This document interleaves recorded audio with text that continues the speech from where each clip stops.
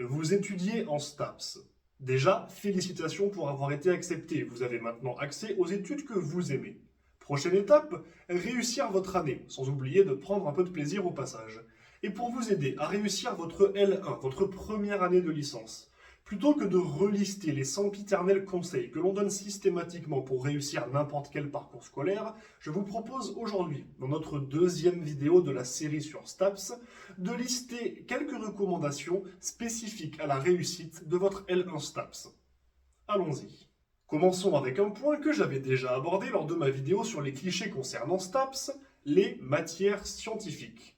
Comme je l'avais évoqué, bien que les pratiques sportives aient une place très importante dans le cursus STAPS, la part la plus impactante de vos bulletins scolaires reviendra aux notes des matières scientifiques. L'anatomie, la physiologie, la psychologie, la biomécanique sont autant de matières qui pèsent lourd dans les bulletins.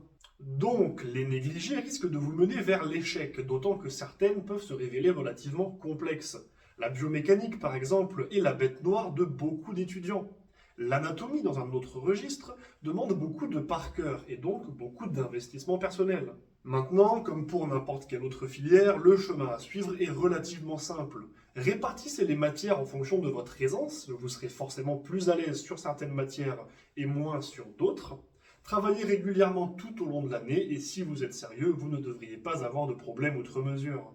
De cela découle directement notre seconde recommandation. Certes, les sports ne représentent pas la majorité de vos résultats scolaires, mais ils peuvent tout de même vous aider si vous performez, ou au contraire, vous coulez en cas de gros échec. Même à faible coefficient, un 3 sur 20 risque d'être relativement long à rattraper. Alors pour éviter ce genre de situation, je vais vous lister quelques conseils pour vous permettre d'assurer le service minimum dans les sports dans lesquels vous êtes le moins à l'aise, ou pour glaner quelques points dans ceux où vous vous sentez plus performant. Validez votre premier essai. Dans plusieurs disciplines, le jour de l'examen, vous aurez plusieurs essais à réaliser pour obtenir la meilleure performance possible et votre meilleur essai sera celui qui sera retenu. Faites un premier essai facile pour être sûr de le réussir, de valider une note minimum et de ne pas repartir avec un 0 s'il y a un problème après.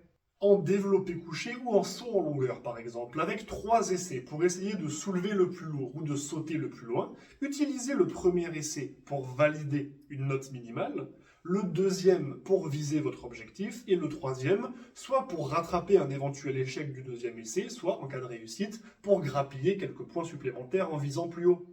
On ne sait jamais ce qui peut arriver. Et pour reprendre notre exemple du saut en longueur, si vous êtes dans une mauvaise journée et que vous avez visé un peu trop haut, ou que vous glissez pendant un saut, si vous n'avez pas réussi à valider une note minimale et que vous ne pouvez pas valider les essais suivants, alors repartir avec un 0 peut vous ruiner votre année scolaire.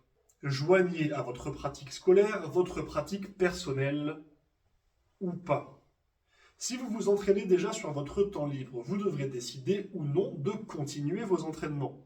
Si vous êtes un athlète de haut niveau, alors il est probable que vous continuiez à vous entraîner avec éventuellement des adaptations en termes d'organisation.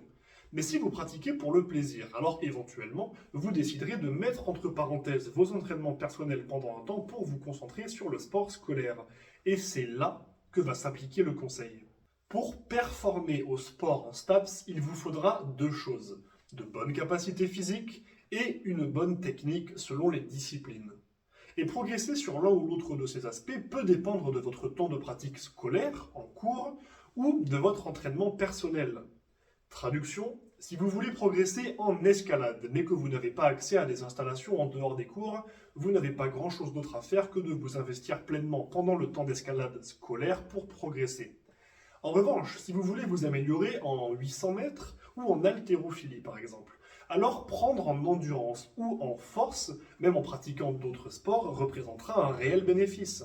Donc, si avant de rentrer en STAPS, vous alliez un peu à la salle et que vous couriez le week-end, vous arrêter peut représenter une erreur.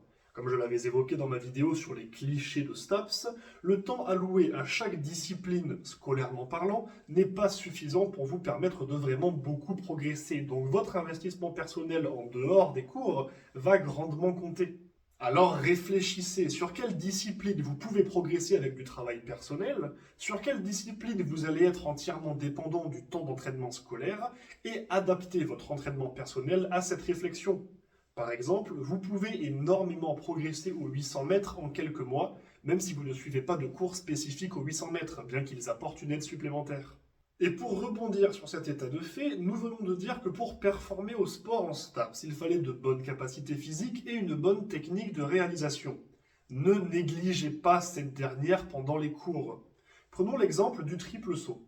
Si vous ne pouvez pas ou ne voulez pas suivre un entraînement spécifique pendant votre temps libre pour développer votre puissance, votre vitesse, votre pliométrie, etc., alors vous risquez de manquer de temps scolaire pour vraiment progresser physiquement parlant.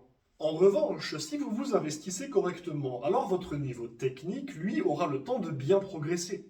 Certes, il est tentant d'essayer de sauter le plus loin possible à chaque séance en misant tout sur vos capacités athlétiques, mais avec cette méthode, vous risquez de très vite plafonner.